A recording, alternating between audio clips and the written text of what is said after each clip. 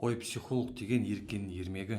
Иә, бұл бәріміздің жиі еститін сөзіміз. Кейде тіпті өзіміздің де ішімізде сондай принцип бар екенін байқаймыз. Өйткені психолог дегенде болмайтын жерден проблема туғызып, ата-анаңа деген өкпе ренішті туғызатын бір псевдо маман сияқты көрінеді. Расымен де солай ма? Ол үшін жалпы психолог деген кім? Осы сұраққа үңілейік. Психолог деген адамның ойлауын, эмоциясын, мінез құлқын зерттейтін және оларды өзгертуге көмектесетін маман. Бұл жерде ең маңызды сөз өзгертуге көмектесетін. Өйткені біздің бойымызда қайталана беретін бір әдет, мінез құлықтар бар. Және оны өзгерту арам шөпті жұлғанмен тең. Өйткені ол қайтадан өсіп шыға келеді. Мысал үшін бәрімізге тән бір қасиетті алайық. Біз адамдарға тік қарай алмаймыз. Кейде өзімізді тіпті қорғай алмаймыз. Кейде бір маңызды жерде ойымызды, пікірімізді айтатын жерде біз ұялып қысылып қаламыз. Тіпті айтуға мәжбүрлесек те, біздің бәрібірде де тамағымыз қысылып тұрады. Даусымыз шықпай, екі сөзді жалғай алмай қиналып қаламыз. Бұл нәрсені реакция деп атаймыз. Өйткені біздің іс-қимыл әрекеттердің бәрі ол бір нәрсенің реакциясы. Ал не нәрсенің? Ол эмоцияның. Бұл жерде қандай эмоциялар біздің бойымызда болады? Ол подавленность, обида, тревожность, страх и ұялу деген сияқты чувство вины да бар ішінде. Яғни реакция эмоциядан туындайды. Ал эмоция неден туындайды? Дәл осыны психология зерттейді. Психология айтады, эмоция біздің ойымыздан туындайды. Бірақ біз ештеңе ойламаймыз ғой.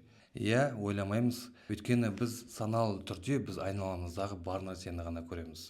Ал бейсаналы түрде біз сол бұрынғы бір басымыздан кешкен опытты есте сақтап тұрамыз. Және оны кассета сияқты айналдырып отыра береміз. Бұл бейсанадағы ойларды біз убеждение деп атаймыз. Сол үшін бұрынғы ойлар әлге дейін біздің бейсаналы түрде миымызда жұмыс істеп келе жатады и эмоцияларды туындатқызады. И соңында біз ештеңе сөйлей алмай қиналып, тіпті адамға тік қарай алмай қиналып қаламыз. Сонда кейбір ортада біз даусымыз қысылған кезде қаттырақ сөйлегеніміз ол проблеманың шешімі емес. Ол қайталана береді. Қазір сен даусыңды шығарасың, бірақ іште өзің қиналып, қысылып, мәжбүрлеп отырасың. Ол үшін эмоцияларды өзгерту керек. Ал эмоцияны өзгерту үшін ойды өзгерту керек. Яғни психологтың бұл жерде мақсаты адамның бұрынғы қалыптасып қалған, өзі түсінбейтін, өзін саналы түрде есінен шығып кеткен ойларды бейсанасынан алып шығарып, оны дұрыстап қайтадан салу. Және ол көпшілікте сөйлей алмау, ол бір ғана проблема. Біздің бойымызда біз байқамайтын өте көп проблемалар бар. Біреуде олар қатты дамыған болса, ал кейбіреулерінде басқа нәрсе қатты дамыған. Ой, қойшы, онсыз ақта өмір сүріп жатыр қой деп ойлайтын шығарсың. Бірақ дәл осы проблема біздің басқа сфераларымызда да әсерін тигізеді.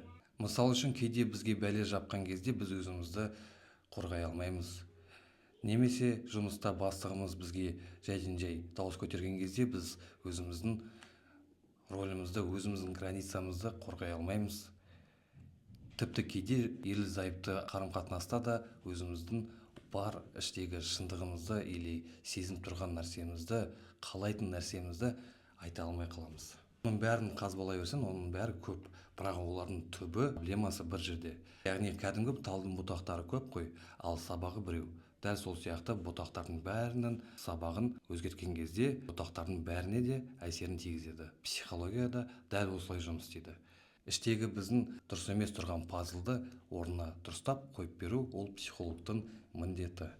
Әрине оның бәрін өзгерту оңай емес, бірақ психолог оның бәрін соңына дейін жеткізеді және саған оңай болуға барынша көмегін тигізеді.